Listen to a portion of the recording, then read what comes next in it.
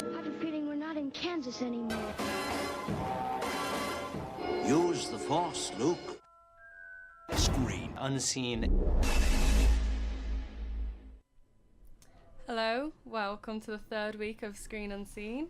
Our topic for this week is diversity in film, but we'll head over to the news first. Yeah, so Warner Brothers have officially announced that a Godzilla vs. King Kong movie is in the works and will be released in 2020. The film will come after Kong Skull Island on March 10th, 2017 and Godzilla 2 on June 8th, 2018. Legendary Pictures and Warner Brothers have also acquired the rights to many more of Toho's Godzilla characters who will also appear in these films. So, who's excited to see Godzilla and King Kong? I'm so excited for the new Kong movie because the two of the main guys from Straight Compton are starring in it. So Ooh, that's really random. I know, but that's also ties in with diversity because they're two black male leads. Are they the lead characters in it? I think they are, because it's the guy who played Dr. Dre, and then the guy who played Easy, Jason Mitchell. They're both so good. They're starring in it, so I presume they're two of the main characters. Yeah. And they're shooting now in Hawaii, so I'm pretty excited. I'm not too sure like what to expect from it because I think they said it was a prequel to, but I don't think it has anything to do with the original, like the first King Kong movie. Yeah. But it's like based like when King Kong was younger or something like that. Like, okay, so like why is he so massive yeah, and angry? basically, yeah. Ah. So it's like his like origin That'd be story. interesting. That'd be really gonna interesting. be Yeah, really because it's one strange. question that's really that's never been. Where did Yeah. King Kong come from? I don't see though how they're gonna do like Godzilla 2 and then Godzilla's still gonna be around by the time Yeah. King Kong versus Godzilla had comes babies. around. Are they literally just gonna fight for the whole movie? Like, Oh my god! Like the Earth is like done for if that's it. Like, yeah. because then you can't make a movie after that because you can't be like, and then everyone was okay and we built up again, but there was still one of them roaming around. Like they both have to die Yeah. Yeah. eventually. But Godzilla was kind of like a hero at the end of it, though, wasn't she? I'm not sure. I'm not too familiar with the story, to be fair. No, like, did you see the 2014 movie? Like, No, I didn't see that. yeah, it was really good. Like, but I think she was kind of like she kind of saved everyone at the end. Well, that's okay, maybe that's a spoiler, but I'm not 100% sure. But How yeah. strange. So maybe like she will be like the good person, And King Kong is, will be, like- the bad person. But Which is like usually Kong the in right himself balance, like has redeeming traits that they tried to bring through, like with the whole classic like saving the woman and Yeah. like he does care about things. So I don't know. Yeah. I've Be never interesting. seen Godzilla though. I didn't know it's a she. Yeah. Godzilla's I a saw she. like the Godzilla's a woman, old yeah. Oh my old God. Godzilla that was like stop. Maybe Motion in they'll black fall and in white. Yeah, they love. used to do those like movies where King Kong and Godzilla. And were, they'll have, like, action little- figures. Yeah. like basically. lizard gorilla babies. That would be Oh, really, really That'd be weird. like that's like Donkey and the Dragon from Shrek. See, it's already happened, so you know. I love Not like It's the first possible. time. the Interspatial YouTube recreation. videos. You know, where they like make them fight and stuff. Have you seen them? They're like really bad quality, bad made videos. No. Oh god. Yeah, it's based off them anyway. Yeah, but like I think it could be good. I think it will definitely make a lot of money. Yeah, Yeah, definitely. sure, It would definitely make like it is kind of the classic box office big blockbuster kind of thing. Yeah. So next then is being reported that another Avenger will be joining Thor in his third solo outing. It's being reported that the Hulk, or aka Bruce Banner, will be joining Thor Ragnarok in a lead role. This would make sense as Hulk and Thor are the only two that are sitting out Captain America Civil War. It is also stated that the current screenplay for the film is too dark and needs to be tweaked if it wants to stay in line with Marvel's lighter tone. The Valkyries are also stated to make an appearance, and the introduction of the Enchantress has also been long rumoured. Loki and Lady Sif will also return. So what do you think about Hulk showing up in space? Strange. Yeah. I 'cause- don't know. The last time we saw him, he was floating off in an airplane. Yeah. How did he get up in Not a space? spaceship, Yeah. I guess it would kind of make sense though, because if he thinks that he's like too dangerous on Earth, then he might just Yeah. want to ship himself away to. I Also, it's interesting that they suppose. say that it's too dark and need to be tweaked, because the Hulk is a very violent character, and then Yeah. Thor lives in like in a more violent world than that of like Earth. So But apparently, like Ragnarok literally means it's like the end of the world and like Asgard and stuff. So like it's going to be dark anyway. So I don't really Yeah. see. I think that's the thing though. I think even when Marvel makes dark movies, they still try and put comedy in it. Because I mean, Captain America: The Winter Soldier was pretty dark, but like they kind of put like comedy and stuff into it to kind of Yeah. reel it back in. I think it does have to be a certain level of dark to like carry such like intense themes and stuff. Yeah. Like it is kind of the whole clashing of personalities within like the superheroes, like that's one aspect of it, and them trying to like band together to fight whatever is like coming into the world and stuff. Yeah. So And Bruce Banner is a very dark, messed character in itself. Like how he deals with the Hulk and sure, even in the last Avengers film, they had kind of a very dark story. Like he Yeah. admitted to like trying to commit suicide and stuff. Yeah. So I don't know. I think it's kind of expected. You can't expect it to be like too lighthearted anymore. I'm excited for Loki to be coming back. Yeah, and again, leading into our topic today, a lot of female characters rumored to be coming into it. The Valkyries are basically like these like warriors in Asgard. Yes. And they're supposed to be coming into it, and then the Enchantress is like basically a female version of Loki. Oh, yeah. So loving it. Is there any word on who like the casting yet? Or no, there's no word on casting, Okay. and they just said that I think Lady Sif and Thor, Hulk, and Loki are the only people like confirmed to be coming Yeah. back. Yeah. Mm-hmm. And that's it. But they haven't said about Jane Foster either. I don't know. I'm kind of just fed up with her, to be honest. Though, like she's kind of just, I don't know. Yeah. It's kind of like I could never believe that like she was the reason why Thor would come back to Earth. Like, 'cause she's just a plain Jane, no pun intended. You know. Yeah. There's just it's a boring storyline. She's Like not an exciting character. yeah, exactly. She's too she's too boring for Thor, who's like. But then again, like a lot of people kind of defended, saying like, "Oh, well, maybe he wants like the simple." Yeah, I think easier that life is like. when his life is so crazy. Kind of Yeah, thing. I think It that does is the tie in argument. with the whole mythology around gods coming down and procreating with humans. Women, Like, yeah. so I could see why they have it in, but But like, really, a god choosing someone so boring. Yeah. Like what? Opposites attract, Ashley. I suppose. I always thought suppose. that he should get with Lady Sif, but whatever. I Oh. will still hold that ship. But, Excuse me. I always felt so bad for her as well because she was so into him, and it was just like, no, I'm just with this boring ass. Yeah, like sorry, excuse me, bye. Okay, so we'll move on to our final story then. Fox is developing a 6th installment to the Die Hard series. The 6th installment is planned as a prequel, however, and will be directed by Live Free or Die Hard director Len Wiseman. The film's working title is Die Hard Year One, and the story will primarily be set in 1979 with John McClane as an NYPD cop, with room for Bruce Willis to return in the role in present day. can Die Hard just be put to death and buried? Like they've done enough movies. Yeah. It's you wouldn't mind, but apparently, like I haven't seen most. No, I've seen like the first couple, but apparently the last one was like absolutely awful, and like but it was still a success with the box office. So I think it depends on who they get to play the younger John McClane. yeah, I don't think I've ever watched any Die Hard movies in their I think I watched entirety. the I first got 3. boring because they're so. It's just full of action and that's it. And then Yeah. funny one-liners from Bruce Willis. and he's like too old to be doing it now, and it's like who Yep. who can you get to replace Bruce Willis? Who can you in get that to role? look like Bruce Yeah. Willis? Bruce Willis has Exactly. already Well, starred could in a you- movie where it's like old people. Yeah, fighting. it's like like he's already starred in Red Red, something. so Yeah, I that's think that he should have taken that as his retirement. Like, Yeah. just stop. Most films, when they go over a sequel, it's like stop. Yeah. And when it comes to the 6th film, it's no. unless it's meant to be like a saga, then. But like Yeah. in this case, it's just like, oh no, we'll just make another sequel Dragging to it make out. money. Yeah. Like, let's beat a dead horse as long as we can. A lot of people were saying that Joseph Gordon-Levitt should play the young John McClane because he played like a younger version of Bruce Willis. Yeah, in, and Looper. And Looper, yeah. So apparently, but he had like makeup and stuff on to make him look more like Bruce Willis and that. Yeah, Jay had to wear like a bald cap and Yeah. stuff. Like, I don't know. Just stop. I'm Yeah, not so- too overjoyed with that news. Yeah. No. But I just don't really have an opinion on it. It's just like, oh, okay. It will another happen. movie. I won't see it. Die Yeah, Hard is the exactly. kind of movies Yeah. that they pass on TV, and if there's nothing else on, or you're like it's a slow day, then you'll say, yeah, I'll watch it while it's on TV. Yeah. But you don't, You wouldn't personally I- choose it. Go Yeah. out of your way No. to. Yeah. It's unless also- you're really into unless you're extremely into action movies. You went to go see one of the first ones, which weren't bad, but they're not the best action movies out there. Yeah. Like, Yeah. It's so annoying though, because everyone complains like, oh, like there's not enough original movies in Hollywood these days. It's all sequels and prequels and reboots.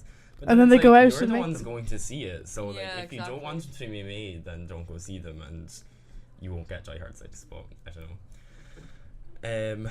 So yeah, the review this week, we actually were meant to go see Sicario, but we ended up not being able to go see it. So we watched Dope instead, which is a throwback review because it came out earlier this summer, but it was really, really good. It was amazing. it was fantastic. The music was done by Pharrell Williams. He had a big part in like the entire movie, I think, and it's just so good. It was like unexpectedly like fell in love with the movie. Yeah, and you literally just fell in love with all the characters like instantly. And, Yeah. like, the whole like aesthetic of the movie as well was just so like, So pleasing. yeah. So beautiful. The like wardrobe was out of this world. It was so amazing.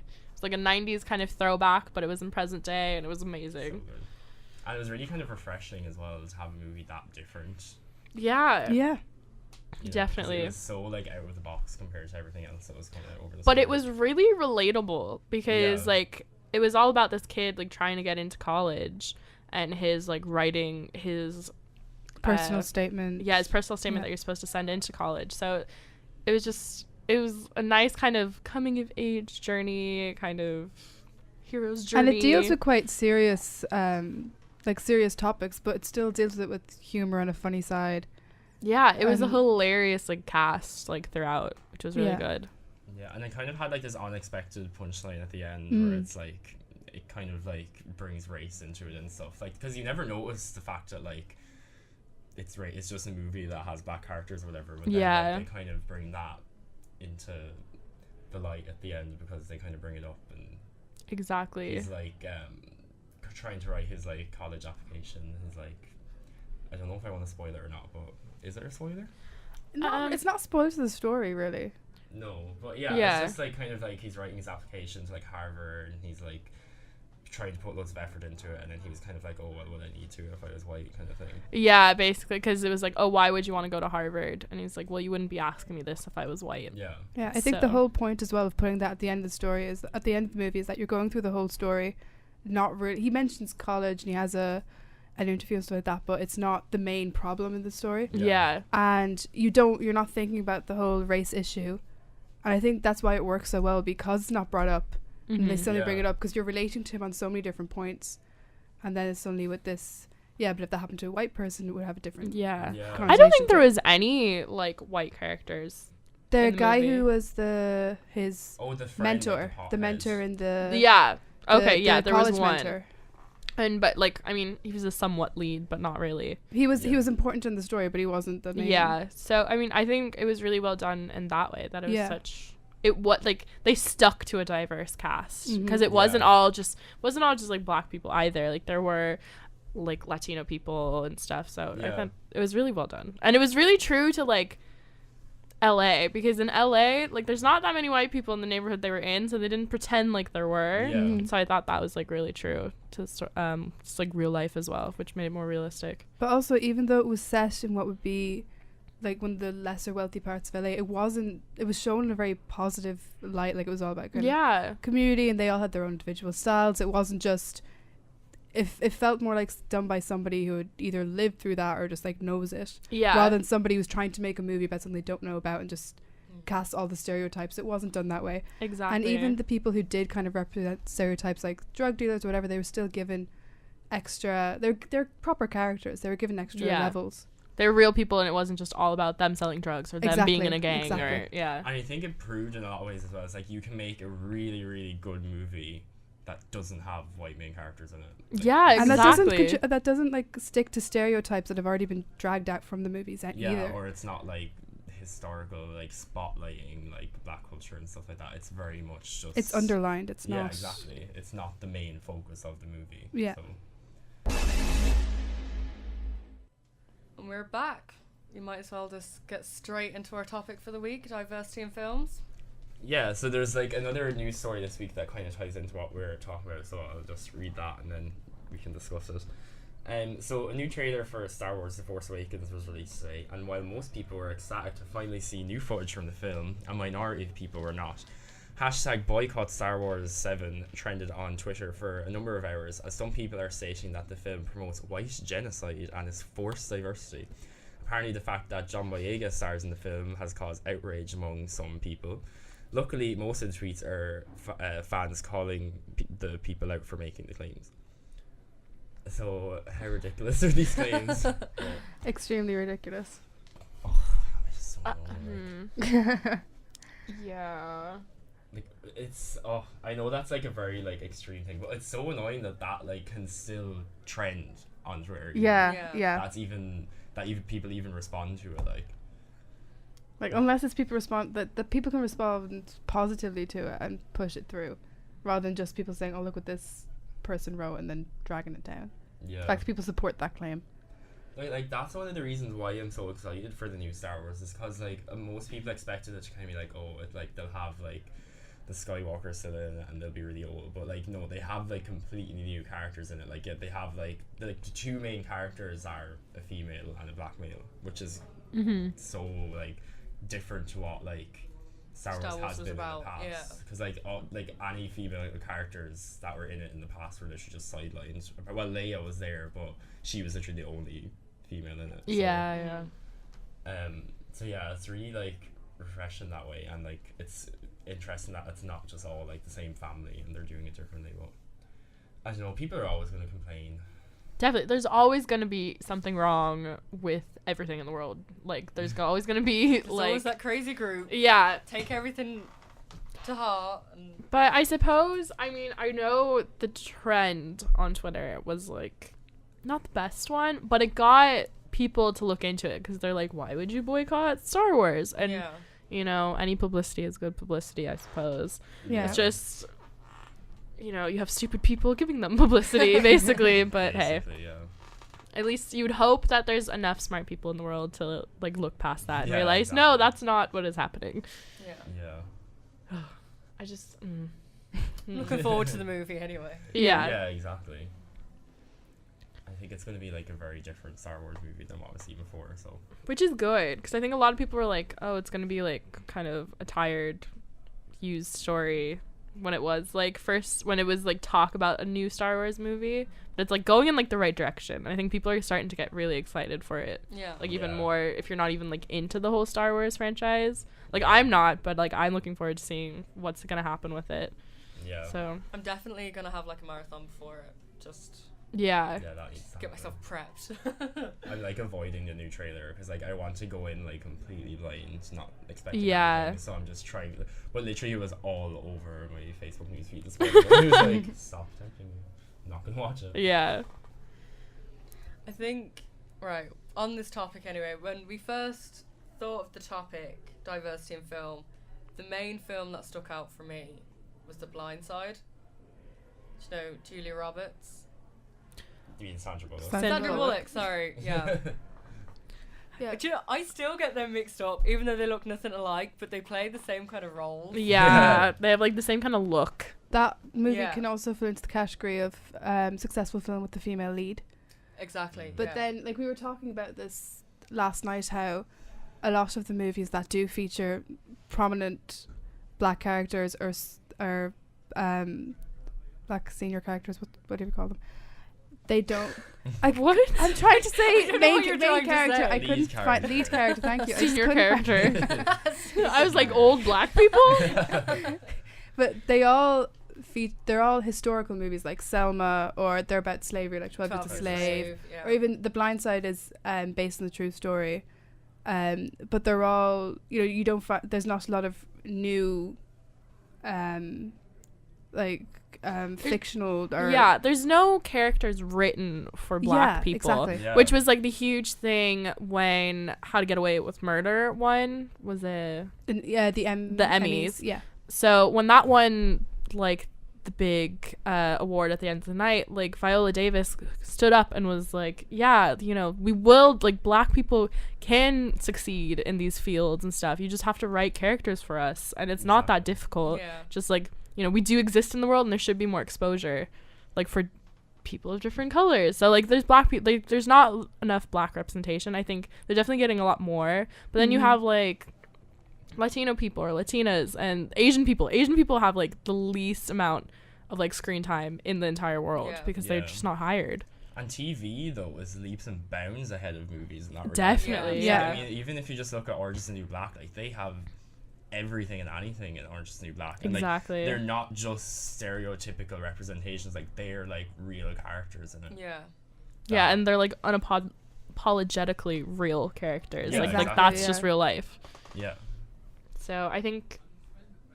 But I think that movies need to take example, because I think the main thing with movies and like movie studios for making these movies or whatever is that they're afraid to take the risk of like putting color, like characters of color in these movies, because they're just like, they are afraid that like people aren't going to see the movie because a white male hero is going to sell more tickets. So Yeah, exactly. it's like they need to Sure learn that didn't- people will go see these movies. When there was that Sony hack, wasn't it released that Sony in email, the director of Sony in emails had said that there were no black main feature films in the foreseeable future because it doesn't sell as well. Yeah, exactly. Which They also said that about females as well, Yeah, though, didn't they? he did, yeah. Yeah. Or like, because I was like, I'm just looking at the top most successful movies featuring women, and the first one is Alice in Wonderland, which of course everyone went to see because it was a children's movie. Then it's Hunger Games, the 2 Hunger Games movies, Gravity, and then after that it's mostly chick flicks like Mamma Mia. Yeah, they're not serious at all. Mamma Mia, Frozen, then I a guess, couple of you could animation count. ones. And that's in the top 10. Yeah, and But- then we have like Black Swan was one of them, but the rest of them are most like more chick flicky movies like Light-hearted. Miss Congeniality is on this list, I love that movie though. and few movies. Juno's on it as well, but They're you not know- they're not the movies though that are making like the exactly. like, I think that Star Wars, like it will, like I think that will be like one of the biggest selling movies of all time or whatever. I think that will prove that people are like going to go see movies that don't have white lead characters. But at the same time, that has a massive following that will just go and see it anyway because it's Star Wars. So I don't think Yeah. it's going to Yeah. be the best example. The hard thing is That's getting true. traction for new movies. But it's Yeah. the fact that Yeah. nobody objected it either though. Like Yeah. no one was like, oh, why are these the main characters? Like it was just accepted. So I don't know. Sure, there I was. Do you remember the Bond films? Who's the guy out of Luther? think Idris Elba, yeah, there was outrage over Outrage over that. They were like, James Bond isn't black. And it's like, well, why not? The only thing James Yeah. Bond has to be is British. Exactly. Yeah. That's the only criteria you have to, and of a certain age. And that's the only thing you really have to Idris follow. Elba, like out of all the candidates that have come up, is probably the best one for the next James Bond, I think. Definitely, yeah. I think people just get ideas that like certain characters should be played by certain people, and I think it's just been institutionalized. Mhm. Yeah. Whereas like our generation is kind of like, no, like there should be more diversity. Well, we're a bit more outspoken about it. I wouldn't just say it's like our generation, but I think it's breaking of like the molds that have been set up in like such cliche characters and such cliche kind of story arcs and everything. So I don't know. I'm hoping in like next few years there will be, but there's still those like rich old white guys still running the studios, and so they're gonna have a huge say in who gets to play what and what gets made and Exactly. everything. Yeah. Yeah, that's like the main issue with it though. And like, I had a point, and I lost it. Yeah, but like that's a lot of thing. Like a lot of the studios are just like, well, we can't take risks, and then they'll point out, they'll be like, oh well, we can't make like a black Disney princess because Princess and the Frog didn't sell well, or we can't make like Exactly, a yeah. female superhero movie because Catwoman and Elektra failed, and they keep kind of. But then like Home with the animated things, like Home had a black female character as the main character, and that did really well at the box It did office, so. so well, and it like was recepted so well by like loads of little black girls that were like, yes, I'm being represented in media. Yeah. That's the thing as well, like especially with kids movies. It's like, who do these kids have to relate to in these movies? Like, Exactly. That, like it's with the Disney princess as well. It's like, Yeah. okay, you can like it's not enough to just be like, oh, like maybe like one day I can be like, but like no, you're not gonna be like, not everyone can be like a rich white girl in a big castle. Yeah. Like, it's not. Exactly. Was it The Princess and the Frog? That's Yeah, the one with when she the- says that you can't just wish on a star, you have to like properly work for it. Yeah. And that was kind of the Yeah. first time that idea was really brought out. And just because, yes, she ends up with a man at the end, I mean, the But main that didn't point of it was define that her. exactly. Yeah. Yeah. So, I don't know. We can complain all day that we want more representation. When it will actually happen, I don't know. It just needs to, just studios need to take the risk, and then everyone needs to go see it, because it's still happening that smaller movies like the likes of Dope are coming out and just not enough people are going to see them. Yeah. You know? I think there's also a lot of film producers are, maybe there's also the idea that they're worried about putting women as main roles 'cause they're scared of objectifying them the same way that men just doing the same thing don't get objectified. Yeah. Yeah. There's Yeah. also, because you don't want backlash from that either. Yeah. So that's also one thing that needs to be handled in terms of filmmaking. Yeah, because that's, I think the issue is when you put a woman into like a main character role, it's almost like you have to sell her. Mm-hmm. She doesn't just exist. You have to sell her to the audience. Whereas I think in Mad Max with Furiosa, she just existed. She did what she had to do. Like, that was just Yeah. who she was. Yeah. Whereas like most leads are like, oh, you're paying attention to her because she's sexy or she's smart or anything. So like, you don't have to sell Or women. she's both. Or Yeah, she's like, That's the thing, like, you wonder, like, damaged. was it, like Mad Max have made as much money if it was called Furiosa, you know? Exactly. Furiosa, Fury Road, like, would it have made as much money when it was her movie anyway? true. But they put it in a package that was Mad Max, you know? But Yeah. Very true. Very true. Sure, even, do you know that experiment that was conducted and they explored women as side characters, and it turned out that in every film these women were having conversations about men in Yeah. every single film. Like, yeah. I think that's This is it's the test thing. I can't remember the name of the test. Bechdel test, There it is is, yeah. yeah. Yeah. I think that's It's like if it passes the test, if two women have a conversation in a movie, That don't involve the don't male, involve men. like, yeah, or the main lead or whatever. And Yeah. ironically, most of these films where women don't talk about males, they have the most conversation that doesn't involve a man, are chick flicks. yeah. yeah. Yeah, exactly. And then even in chick flicks, it generally is about like a man that's ruined the woman's life or Exactly. something. So then it's Yeah. like, oh, we hate men, but like you're still talking about men. So Yeah.